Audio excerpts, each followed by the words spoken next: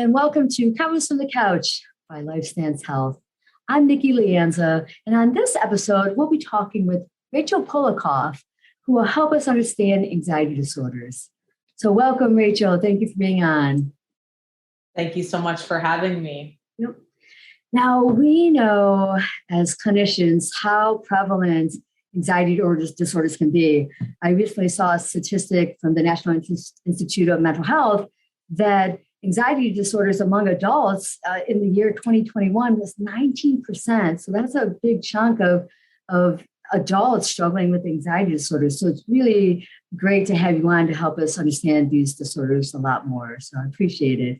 So can you tell us a little bit about you and your specialty in anxiety disorders? Certainly.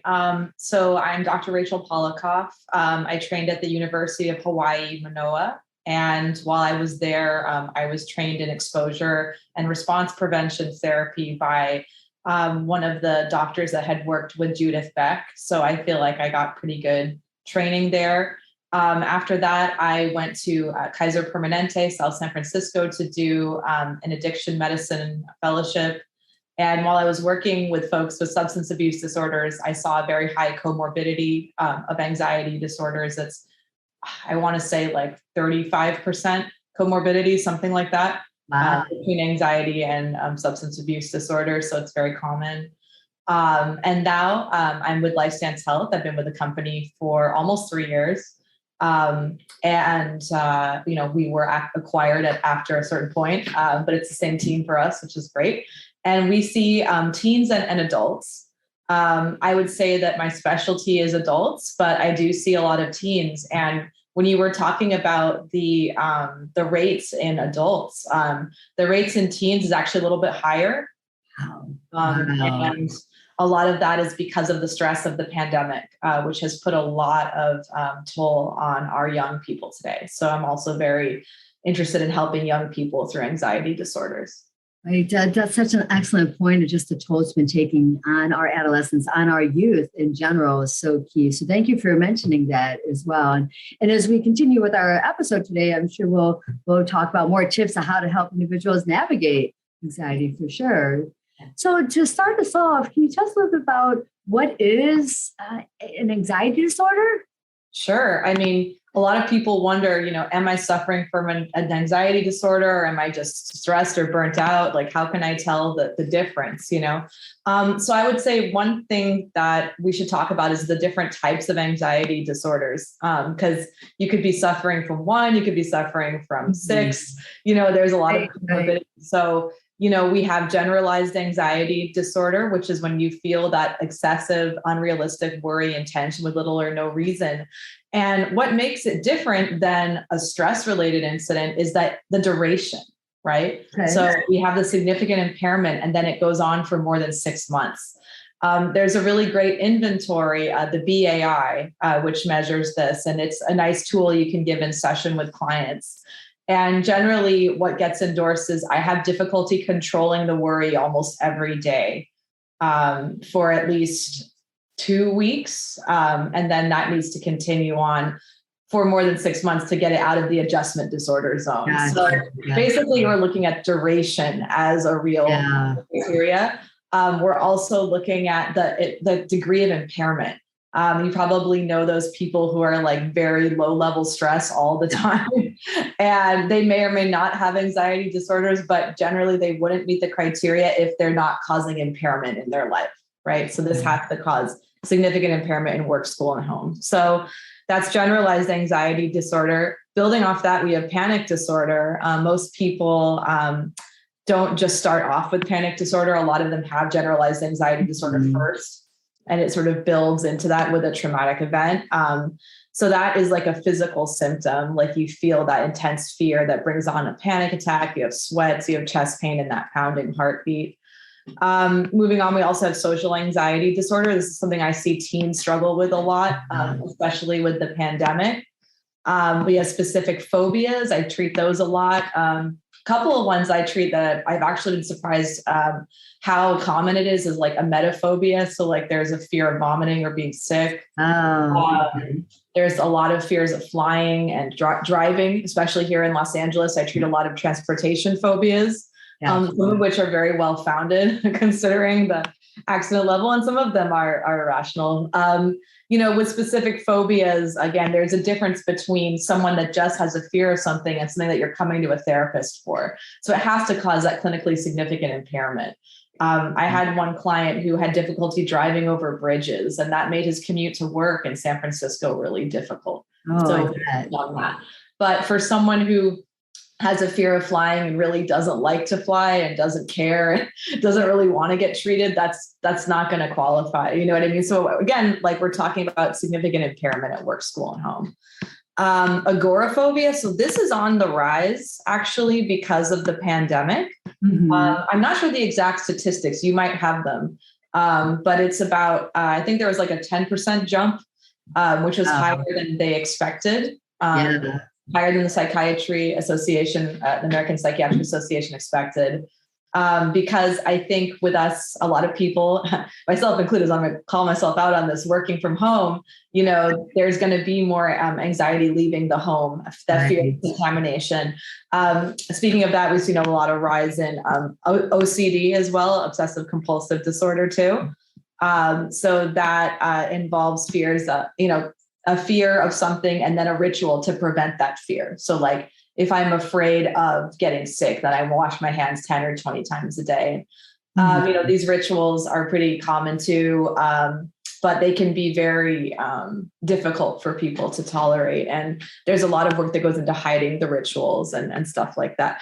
I just want to mention something kind of off topic, but it was interesting. I saw that new Joel Cohen film, The Tragedy of Macbeth with Denzel Washington. It's an excellent film, but in it, Lady Macbeth, she's washing a spot out of her hand because she killed someone and she's like sad about the blood being there. Well, that blood is actually not on her hand, but she's having an OCD like ritual, washing the hand to try to get it clean, to try to prevent those thoughts of murder coming. So you could actually argue that Lady Macbeth was suffering from a kind of OCD. Good example. We have separation anxiety. This happens a lot with children, but also with teens and adults. And I've seen, at least throughout this pandemic, separation anxiety also get stronger with kids going back to school. Oh yeah. I just started treating a parent who had a little bit of empty nest syndrome with separation anxiety from her teens. And that involved being afraid of being away from your loved ones. But once again, the pandemic causing so much closeness, with people. And now those bonds are breaking a little bit, going back to the office, stuff like that. And now people are having this intense separation anxiety. Even students going back to college and stuff like that is very, very strong here. So we've seen a big increase overall. I just want to briefly mention too the medication-induced anxiety disorders. So the use of certain medications or illegal drugs or withdrawal from certain drugs can trigger symptoms.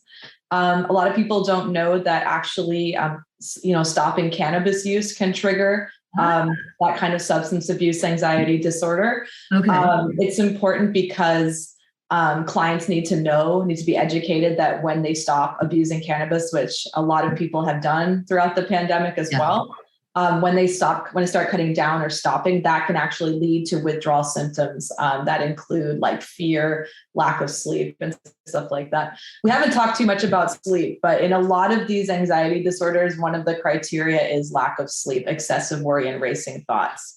So with a lot of these, that's like the common ground. Got you. I think a lot with these disorders I think you're emphasizing these aren't just like everyday things. I mean, stress and anxiety is an everyday thing for everyday people too.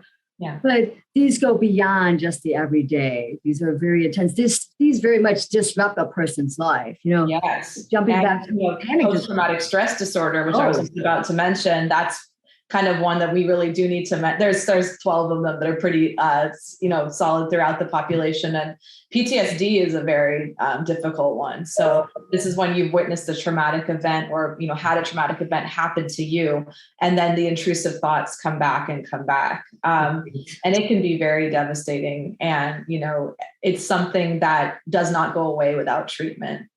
Got you. That anxiety is the offshoot of the traumatizing event that occurred, for sure. Yeah. And I think we always have to think about trauma-informed care when we look at these anxiety disorders as well. So when we're doing assessments, finding out what the traumatic events are in someone's life, whether they were early on or in adulthood. And I don't know if you've ever seen the early childhood events scale. That ACE. So a lot of times with anxiety disorders, someone has a higher scale on the ACE. So there is certainly, although there's a genetic component to anxiety disorders, there's also a an environmental component. So if someone were to have a traumatic event in childhood, there's a much higher likelihood that they're going to go on and have an anxiety disorder later. Good point. I don't think a lot of people recognize that if you've been through some traumatizing circumstances in your life, that right there might make you more susceptible for struggling with anxiety disorders for sure. And jumping back to panic attacks and panic disorder, how many people a year, and I don't have the statistics for this, but we do know people will go to the emergency room thinking they're having a heart attack. Yes. And after a test being done that showed it's not a heart attack, that it's truly a panic attack. It just shows how severe anxiety can be and how it can manifest in the body. Yes. Sure. Had a few clients like that this year, actually, and go through cardiac workups, and they often come to us, Right. It's tough when they come to us because they, it's not that they wanted to have a heart attack, but it's like if that was the case, then there's treatment. It's not as stigmatized. It's quite sad that, a heart attack is less stigmatized than an anxiety disorder, in my opinion. So a lot of my clients don't want to take medication or do therapy. And, what I tell them is, honestly, if this was a heart condition, you would be taking medicine. And what's the difference? You're taking a different kind of medicine. And often it can, an antidepressant, an SSRI can really help with anxiety disorders. I'm not a psychiatrist, but I work closely with psychiatry, having a lot of Kaiser Permanente patients. So that I feel like I learned a lot from that. Are there other tips or coping skills you can recommend for people who struggle with anxiety disorders? Absolutely. The gold standard is cognitive behavior therapy plus medication. That's going to lead to the highest level of efficacy. And I've also anecdotally seen that to be the case. When clients are on the right medication and doing therapy weekly, that is a specific kind of therapy, it usually really helps. Now, people might be wondering, okay, what can I do at home though? Can I supplement my treatment? Or maybe I'm not ready to try a med or talk to a doctor. So there are some apps that can assist with that. I'm not here to sell any apps. These are all free apps, but one of them that I really like is called CBT Mood Diary. That's a really good one. Cool. So what it is with CBT, you basically want to be looking at your thoughts and you want to be tracking what they are. So a lot of times people might say, I just had a panic attack for no reason. Or my anxiety suddenly skyrocketed for no reason. Right. But what it is there's an automatic thought process going on that you have to slow down and look at. And using a tracking app can really help you. So for example, let's say that you suddenly felt your anxiety come on really strong. Oh, it went from 0 to 100. I don't know why it did. Well, looking back at your thoughts, you might say, oh, actually, I was thinking back to the time that I was flying in the air. It was a really quick thought, but it skyrocketed me. Okay, it triggered me. What was I feeling? And what do I need to do for myself next? Speaking of that, what's that next step I can do? Meditation is really helpful. I lead a weekly mindfulness group here at LifeStance Health, and I'm a part of the Insight LA mindfulness community here, which is very important to me. And I think it's really great for anxiety disorders specifically. John Kabat-Zinn, who wrote a book about this, Full Catastrophe Living. I almost said daily. Full Catastrophe Living, very good book about anxiety and how mindfulness can help with it. So with mindfulness, you're also kind of monitoring your thoughts too. And I think that's the common ground between CBT and mindfulness. You're looking at your thoughts. You're able to say, my thoughts are just thoughts. My thoughts are not facts. They're able to let them go. Some good apps for meditation and mindfulness, if you're not ready to go to a group, are like Insight Timer, Calm, Headspace, Noom. These are all apps that I've recommended to my clients with good results. So there is self-help available. And I think with those apps, in between therapy sessions to be able to be working on one's anxiety, interacting with the apps, being mindful of their thoughts and their thinking errors and all that goes back to CBT, but also mindfulness skills too, that like the Calm app can help with, helping them soothe themselves and bring down that worry and stuff like that. So I think the apps are like just so key too for in between therapy sessions to help practice managing anxiety and stuff as well. So all very helpful. Now, do you do specific, like just maybe stress management yourself in your life? What may I ask what you practice doing? Definitely. One thing we haven't talked about yet is exercise and nutrition. That's a very big component here. And for me, that's really important. So I do practice yoga, I do surf and bike, and that's one of my forms of stress management for sure. Also, there's things that can get your brain into that flow state, such as art, film, and music. I'm very lucky to be living in Los Angeles, where there's like a very active community here. So I would say doing that. Also being in community is important to me and others. So I have different communities. I have a music community, a mindfulness community, and, a therapist community that I connect with. And that's been very helpful for my stress management. Of course, being a therapist, there's always levels of burnout and stuff that we have to deal with, as you know. And I think it's very important for us to practice what we preach. It's kind of a cliche, but if you don't, it will take a toll on your work. Very, very true. I think not only should we as clinicians preach what others should do, we need to be practicing it as well to manage our own stress and anxiety and stuff. I agree. Yeah. Do you have any other takeaways for us to help people navigate anxiety disorders? Yeah, I would say, what's a really good first step would be to listen to others' feedback. Like if people are telling you, look, I think you might be stressed out. I think you might be burning out. I think you need to take a break or calm down. That's a good hint of, I might want to get into treatment. I might want to talk to somebody. A lot of times it's really hard to see the forest for the trees in terms of your own mental health. And this is true for everyone, therapists included, Yep. So I would say, a big tip would be to listen to the feedback of others. If you hear someone being concerned about you or your behavior, or, saying, hey, you don't seem okay. Like you seem like you're really stressed out, like you're really burnt out. Like that's a really good sign to talk to someone, because a lot of times with anxiety disorders, it's a little bit different than depression. Like anxiety disorders can sometimes kind of creep up a little bit without you really being aware. Whereas depression is more like encompassing. You really feel that pain. And it really hurts. And you're like, I got to go in right now. But with anxiety, it's more of a slow boil. And oftentimes when I see people, they've already come to the panic level. They've already come to the PTSD level, but that's a lot of suffering. And that some of that can be alleviated if you were to treat a generalized anxiety disorder sooner. Before it rises into that other stuff. And so that's what I would recommend. Be aware of yourself and your stress. And if it does feel like you're worrying every day, to be honest, that's not a happy life. And that's not a normal life, despite the stresses of 21st century world, Right. I hear you. My gosh, Rachel, thank you so much for all your tips and your resources and feedback on how to help people manage their anxiety disorders. Much appreciated. And I think our listeners will definitely get a lot of resources from everything you shared today. So I thank you again for being on our show. Thank you so much. Take care.